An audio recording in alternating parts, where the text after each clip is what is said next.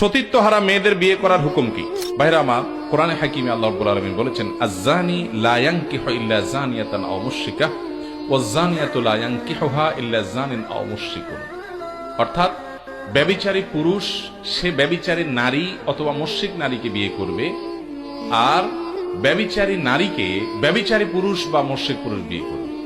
এই আয়াতের ব্যাখ্যা কি এ সম্পর্কে বেশিরভাগ মুফাসসিরদের মত হলো, এবং হাদিসের আলোকে যেটি বোঝা যায় তা হলো, যেখানে আল্লাহ তাআলা বিধান বলেন নাই, সংবাদ বলেছেন। অর্থাৎ সাধারণত যে জেনা করে, ব্যভিচার করে, বিবাহ বহির্ভূত রিলেশন করে, হারাম সম্পর্ক করে, যেটা আজকাল যুবকদের কাছে ডাল ভাতের মতো হয়ে গেছে, আল্লাহর ভয় পর্যন্ত নাই, এটা যে করে, সে যার সাথে এটা করে সে যদি এটাতে সম্মত থাকে তো সে নিজে একজন ব্যভিচারী হয়, কোনো ভালো মানুষ হতে পারে না।